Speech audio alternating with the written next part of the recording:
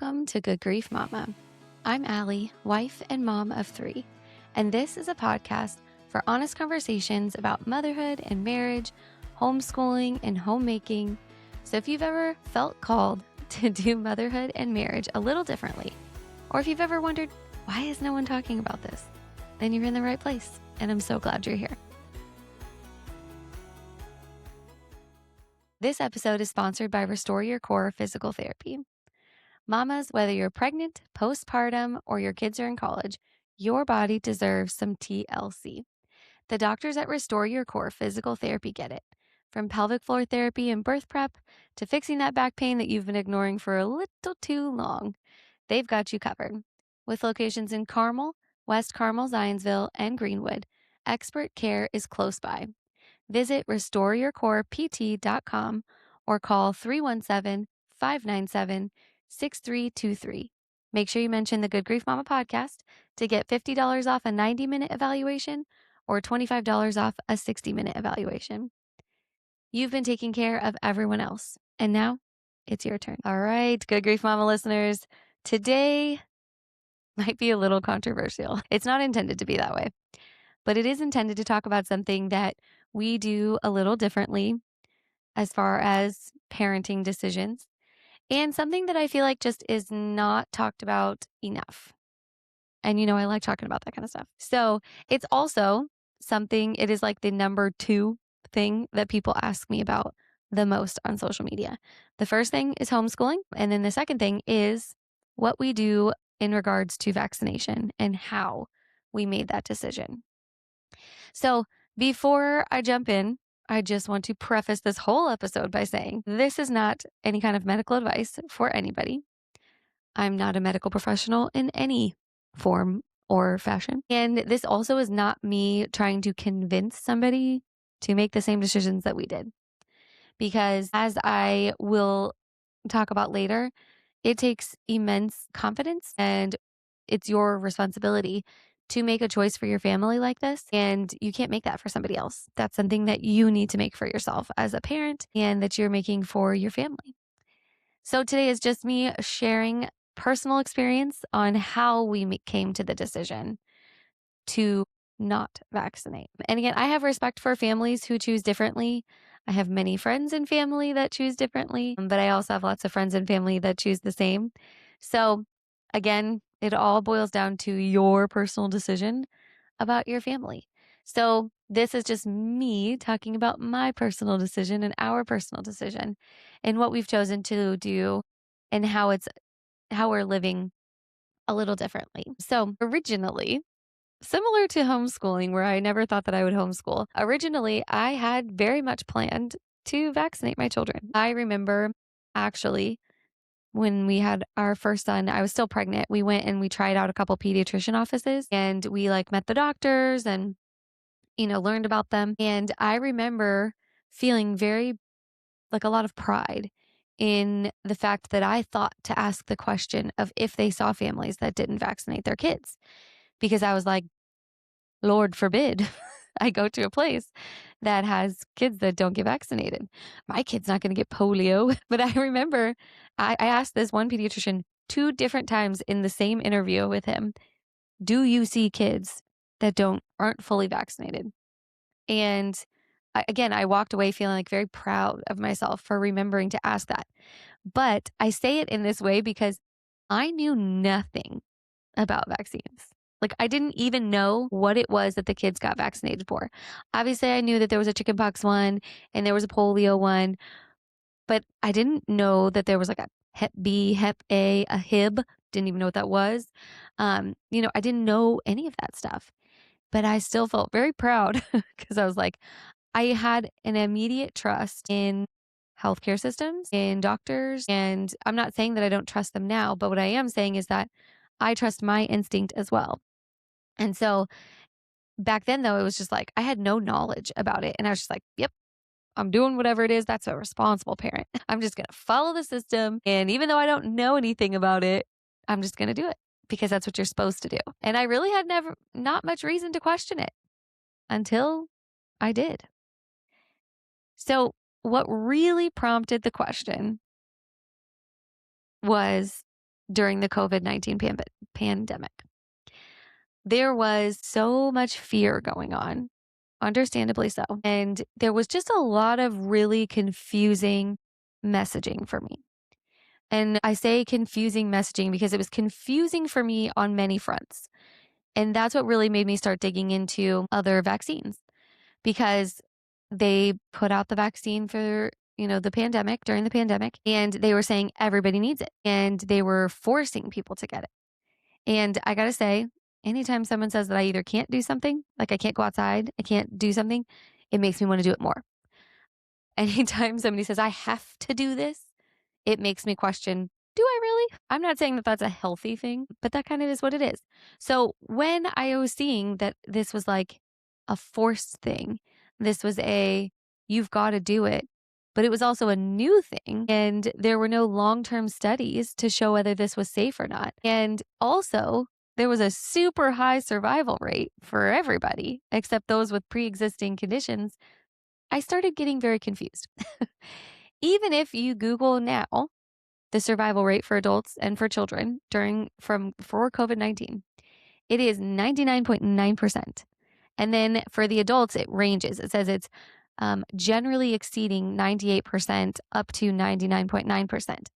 And it was saying, and back then we knew this too, that people with pre-existing conditions are the most at risk for a bad outcome. And the pre-existing conditions that put people at the most risk, which we again knew then, were diabetes, cardiovascular disease, and obesity. And yet, during this time, there were mayors and government officials getting on TV and whatever, encouraging people, saying, if you go get this vaccine, you can have free donuts. You can have free fast food French fries.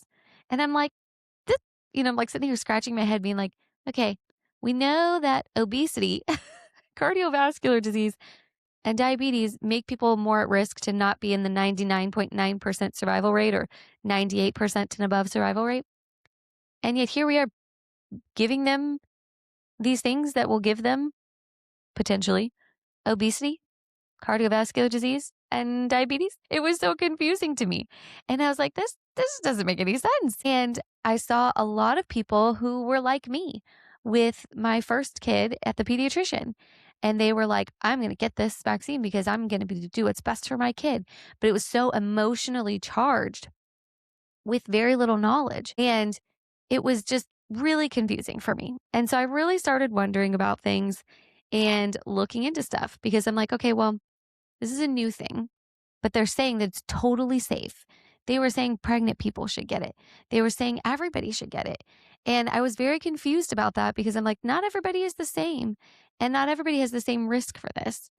And so then I started looking into, were there other things that the government has suggested and said were safe that turned out not to be? And a couple examples popped up that I actually personally remembered from my dad. Actually, I think both sides of our family, like Nathan and mine, have had kids that had this. But like back then, back in the day, tetracycline was a very common antibiotic that was given to like pregnant women and young kids. And then they realized, though, down the line, when these kids' adult teeth came in, they were like a grayish color. So their permanent adult teeth were like a grayish color, because apparently this tetracycline messes with, I think it's the enamel of their teeth, the adult teeth. But they didn't know that until their adult teeth came in, which was years down the line. I'll mess up the name of this, but it's thalidomide.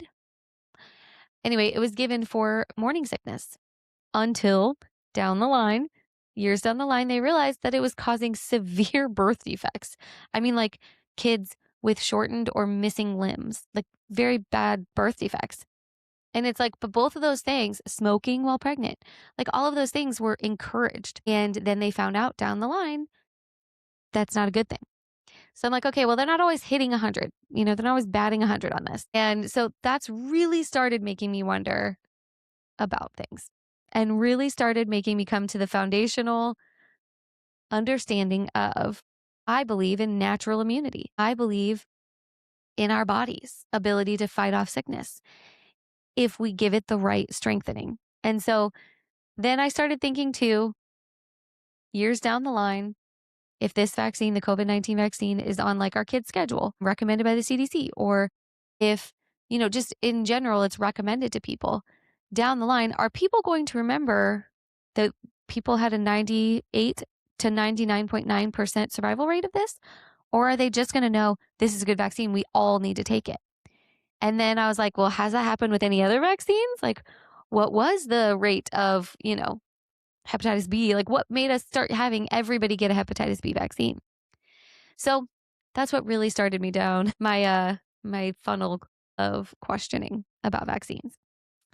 So how I approached this research, and I'm going to say because in our family, I did a lot of the researching and then I presented it to Nathan and we discussed it then.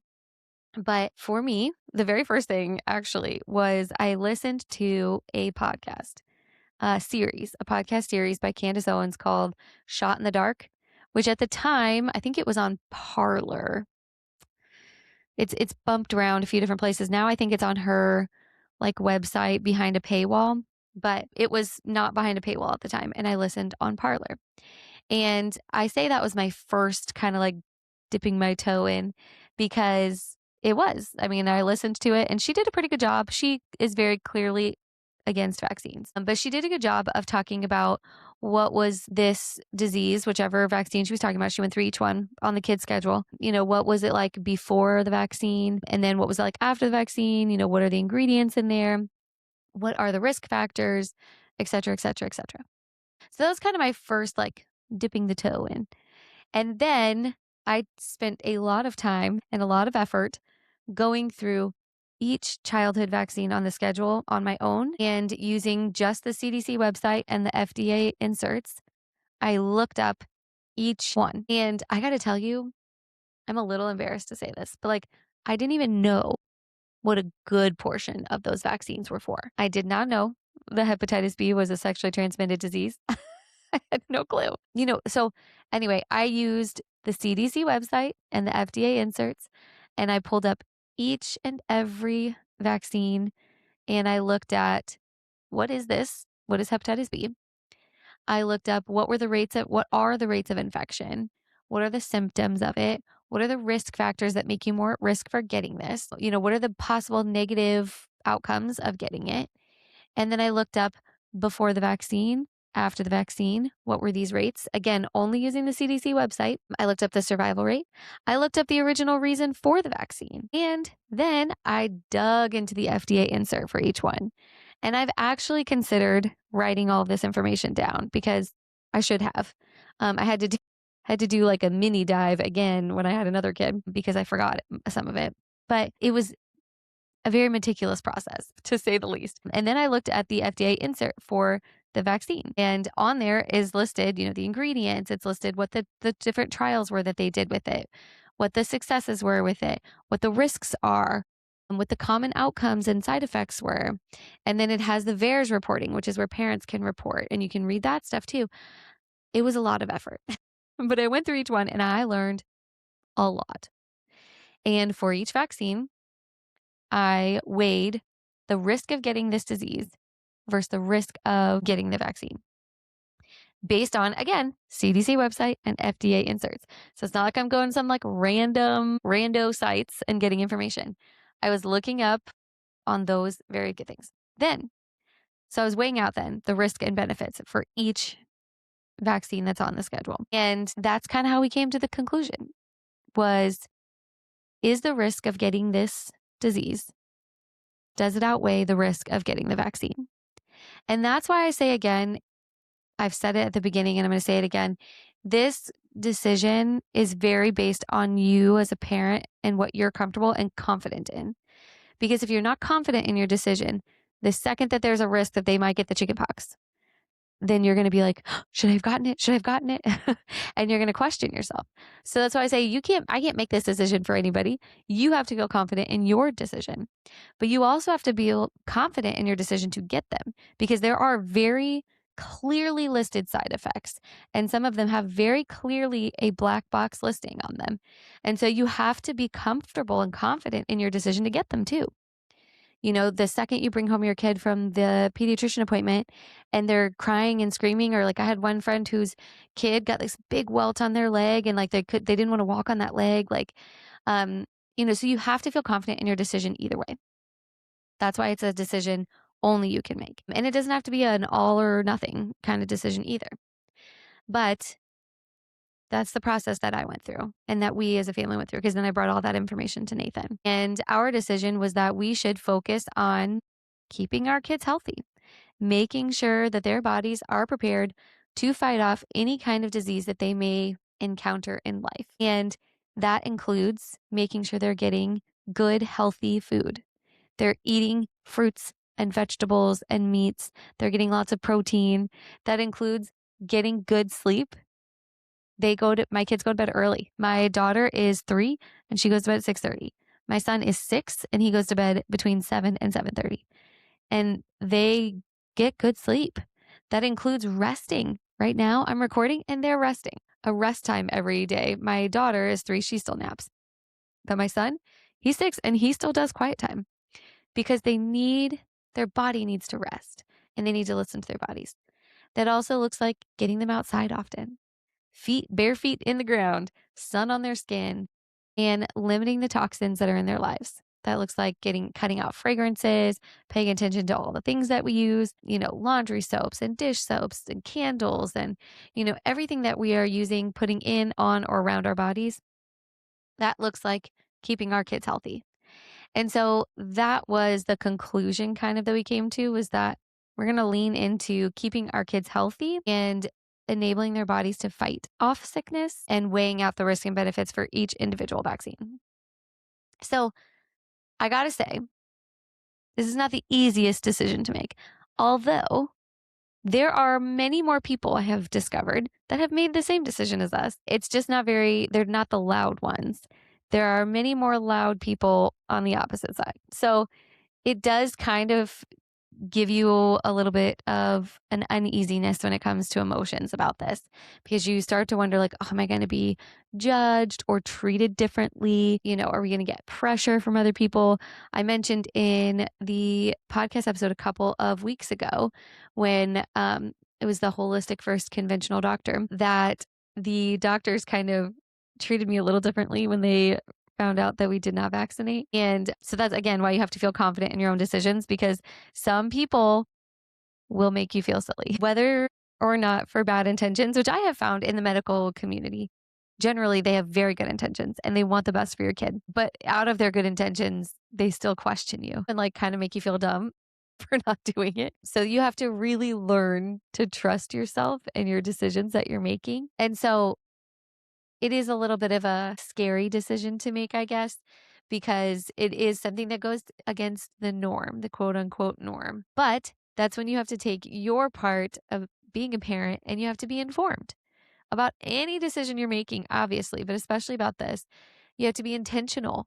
You can't outsource your decision making to other people and just kind of brush that off, especially about these kind of important things. And you then also have to own the weight of your own choices and understand that this is something that you feel confident in and a decision that you made as a parent. And you especially have to do that when you start choosing to do motherhood or marriage or any of the things a little bit differently.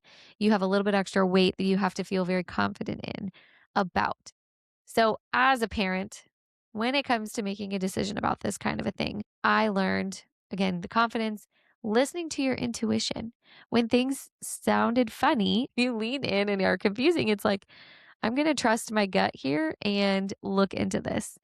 And it's a part of learning that you don't need a consensus of people around you who agree. It's okay to be different. It's okay to listen to your gut and listen to your intuition. And you'll find that there are lots of people who are doing the same thing as you. There are just other people who might be louder, who are doing things differently than you.